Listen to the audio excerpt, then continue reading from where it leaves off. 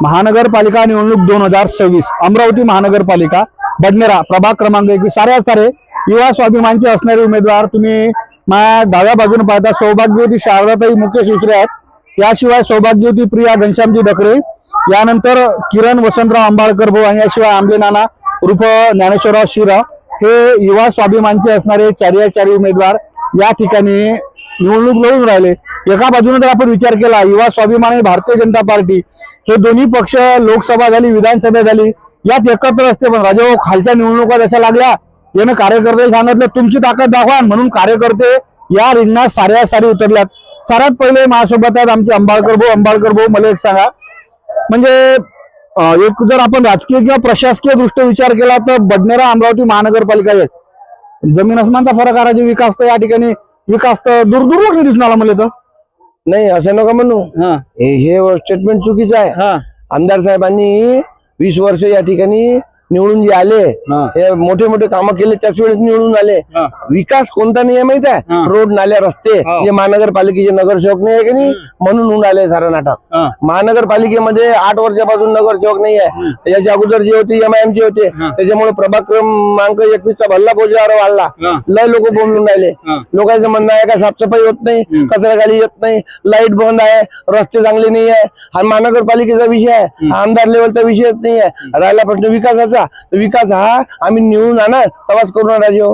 हे गोट तुमची खरी आहे, पण मला एक गोट सांगा आता साहेब माझ्यासारखा माणूस येते की नाही, मी रोड पाहतो, मी नाली पाहतो, नालीतून येणारा वास पाहतो, त्या काठावर पडणारा कचरा पाहतो, हा मला विकास आमच्या दृष्टीने हाच असतो बरं। पण तुम्हाला असं वाटत नाही का की याच्यात आपल्याला ऍडव्हान्स बडनेरा काहीतरी करता आलं पाहिजे, करता येईल असं तुम्हाला वाटत नाही का? बिलकुल आहे। आता आमदार साहेबांना आम्हाला तिकीटच त्यासाठी दिल्या, त्याने म्हटलं आम्हाला आता म्हणजे नगरसेवकाच्या निवडणुका लय वर्षापासून झाल्या नाही म्हणे किरण भाऊ, ते अगदी नाना भाऊ तुम्ही ढकले जाई आणि उसरे जाई उभे राहा म्हणे, 4 जण आले म्हणे मी निवडून आणतो म्हणे, 2 करोड रुपयाचा निधी देतो म्हणे आणि चकाचक करतो म्हणे, या मताची बी सहमत आहे।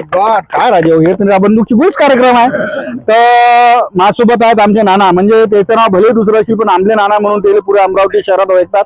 तुम्हाला असं वाटत नाही का की युवा स्वाभिमान भारतीय जनता पार्टी राजे तिकडच्या बाजूने भाजपचे कार्यकर्ते आहेत आणि इकडे युवा स्वाभिमान तुम्ही इकडे युती आणि राजे इकडे अशानं तर मतविभाजनाचा फायदा तुले ना मले ते जुनी मन तुम्हाला माहिती आहे काय तर नाही, यावेळेस बडनेराची जनता मला नाही वाटत की ह्या सगळ्या गोष्टीले भूलथापाईत पडीन म्हणून, कारण की बडनेराची जनता माहित काय बडनेराच्या जनतेला की या ठिकाणी जे काही करून राहिले ते रवी भाऊ करून राहिले, आमदार रवी राणा करून राहिले।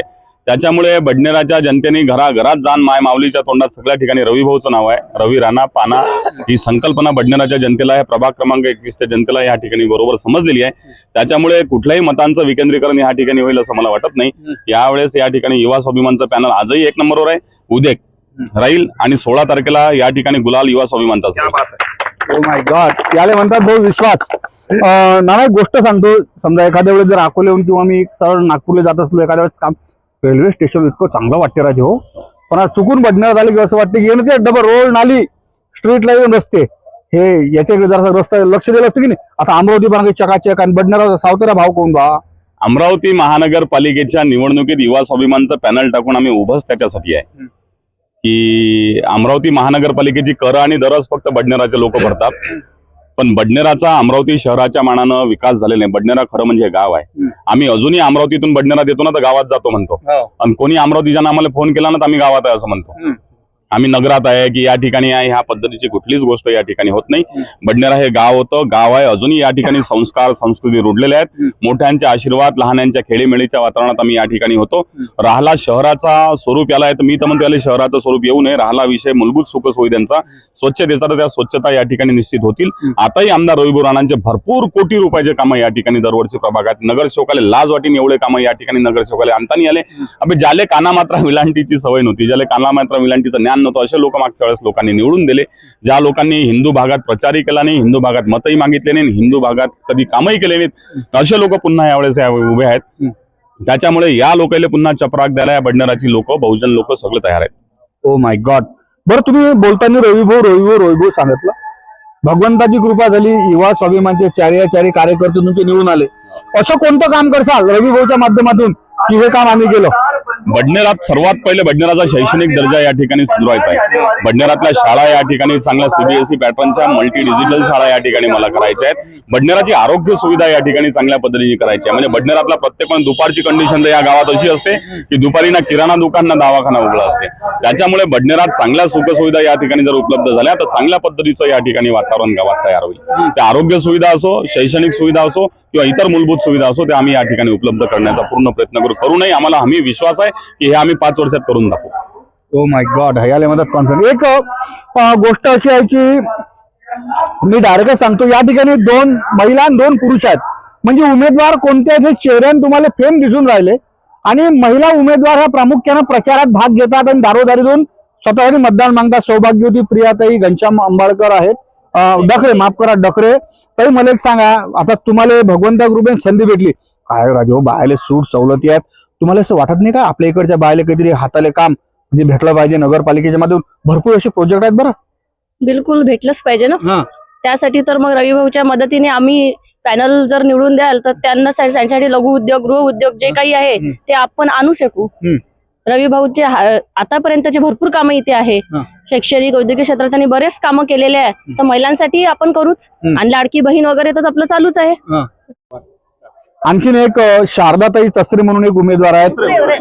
उसरे काय राजू ओळणा वगैरे मला सुचतच नाही. बरं जसे लय तुसरे कुसरे काय काय आहेत काय नाही. शारदाताई मला एक सांगा, भगवंता ग्रुपाने तुम्हाला संधी भेटली आणि तुम्ही एक महिला म्हणून आहे, महिला म्हणून तुमच्या वार्डातल्या समस्या सोडवण्यासाठी तुम्ही जासाल का घरच्या पाहुणे पाडोसाल तुमच्या? नहीं, मैं जाऊंगी. जब मैं नगर सेवक के चुनाव के लिए जब खड़ी हुई हूँ, हिम्मत की हूँ आगे, तो मैं पूरी तरह से आगे बढ़ने की कोशिश करूंगी और उसमें पूरी तरह से सहभाग दूंगी.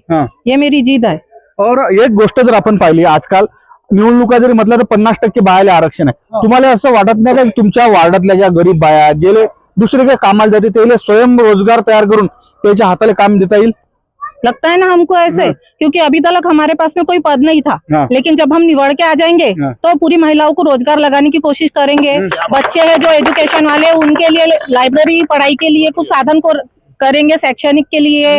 और ये जो साफ सफाई की व्यवस्था है इसकी व्यवस्था का ख्याल रखेंगे, क्योंकि 9 साल से हमारे यहाँ जो नगर सेवक है वो हमारी गली पे हमने अभी तक उनकी सूरत नहीं देखे.